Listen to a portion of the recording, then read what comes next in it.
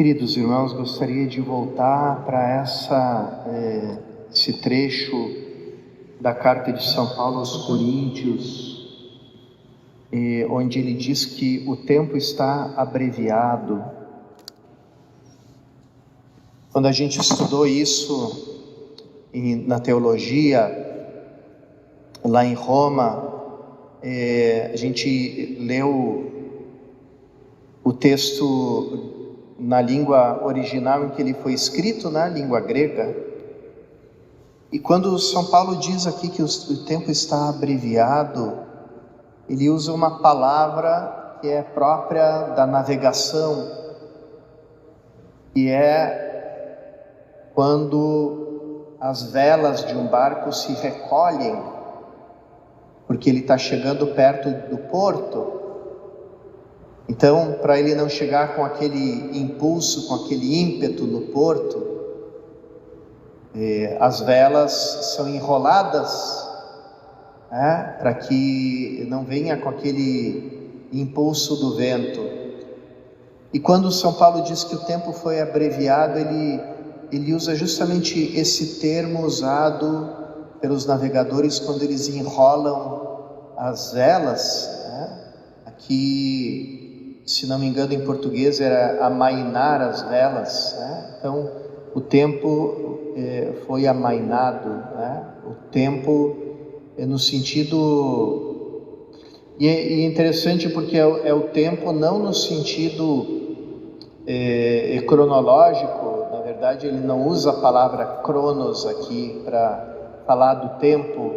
Ele usa aquela palavra que se refere ao tempo de Deus, a ocasião própria, a oportunidade que Deus dá num determinado momento para as pessoas, A palavra kairos, e sempre por assim dizer, o tempo do ponto de vista de Deus, A oportunidade certa.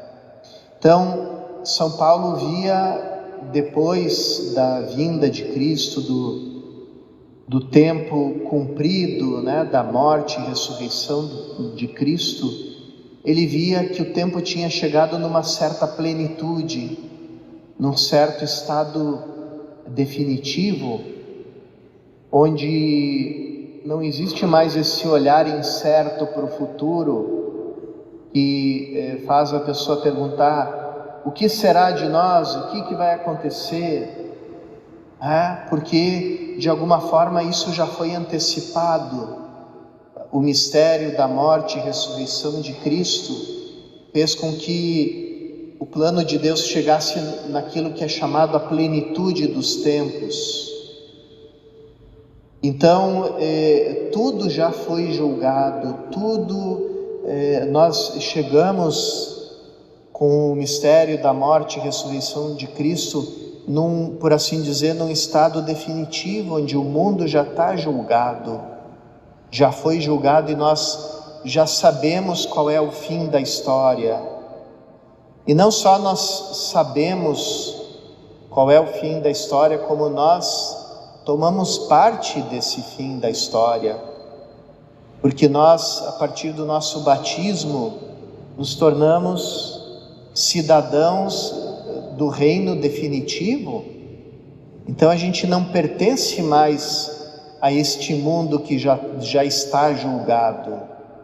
A gente pertence à nova realidade, essa sim que no tempo cronológico, no cronos, no tempo cronológico, ela ainda não se manifestou, mas no tempo de Deus, no kairos, ela já está presente.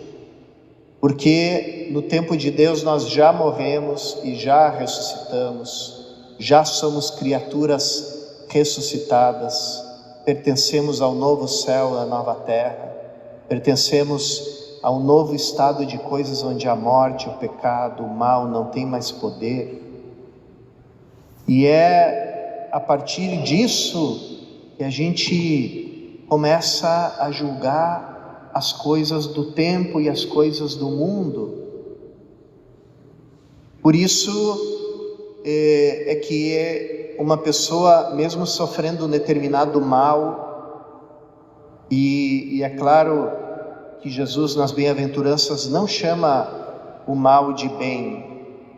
Não é bom chorar, não é bom sofrer injustiça, não é bom ser amaldiçoado pelo nome de Cristo.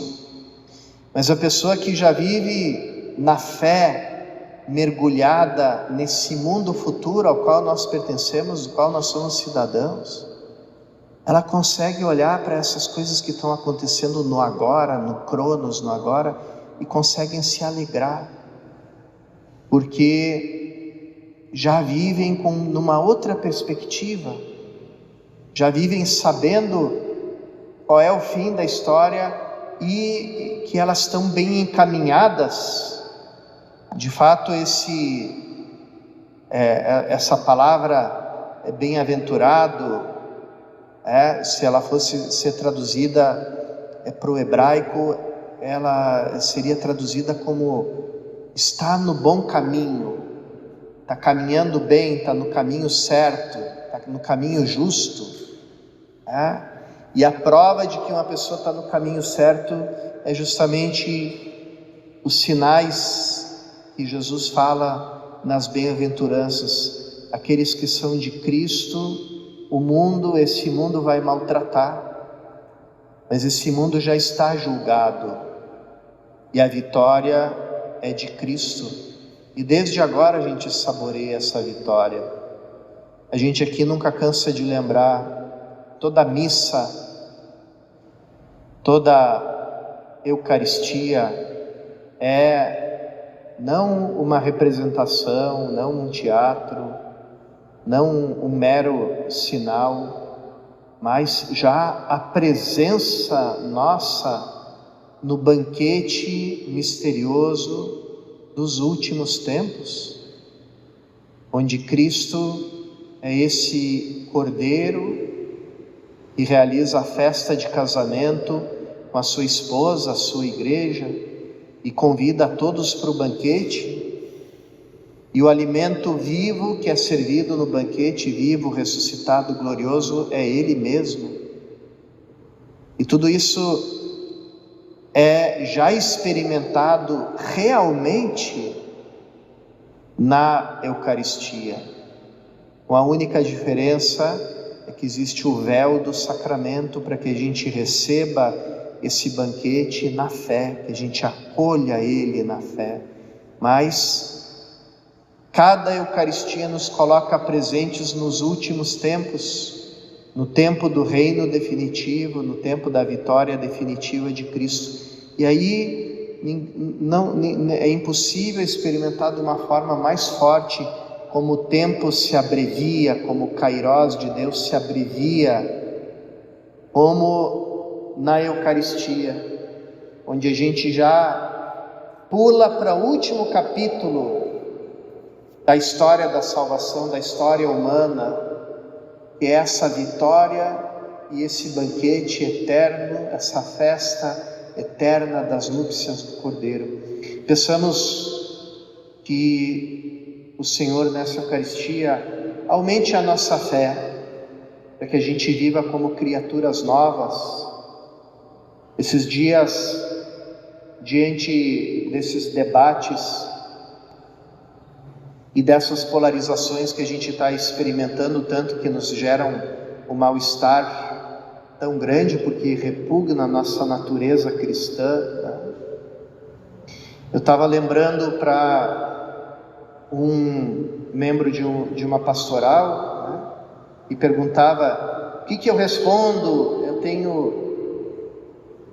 tem pessoas que me dizem que a igreja está muito para a direita, outros dizem que a igreja está muito para a esquerda, Eu disse: na verdade, o que você teria que responder, se essas pessoas têm um pouco de fé, um pouco de maturidade na fé, é isso, Não é nem direita nem esquerda que julgam a igreja e que julgam Jesus Cristo.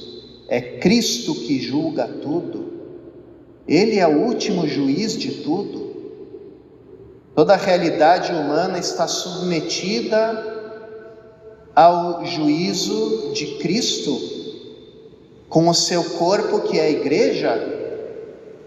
Ontem mesmo aparecia esse trecho que muita gente nem sabe que existe na Bíblia, né?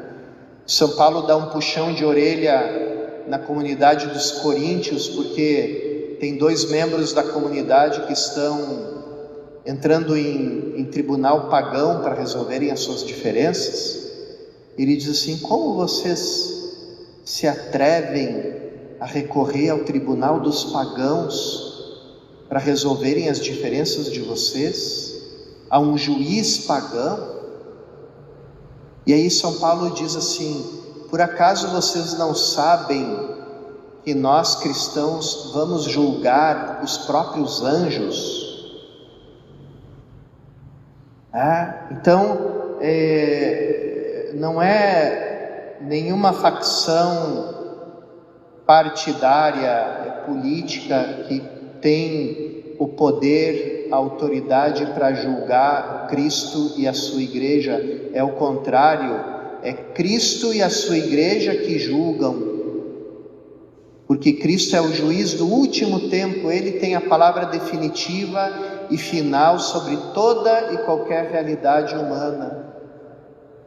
Por isso, irmãos e irmãs, diante dessa toda essa situação que a gente vive no nosso país, nós como cristãos, como cidadãos de uma pátria que não é deste mundo, mas é a única que fica depois de tudo, o reino definitivo de Deus, a gente é que deve julgar todas as coisas com uma grande liberdade, uma grande independência interior e segundo o critério de Cristo, né? Lembrando essa palavra de São Paulo: tudo é vosso, o céu, a terra, todas as coisas, mas vós sois de Cristo e Cristo é de Deus.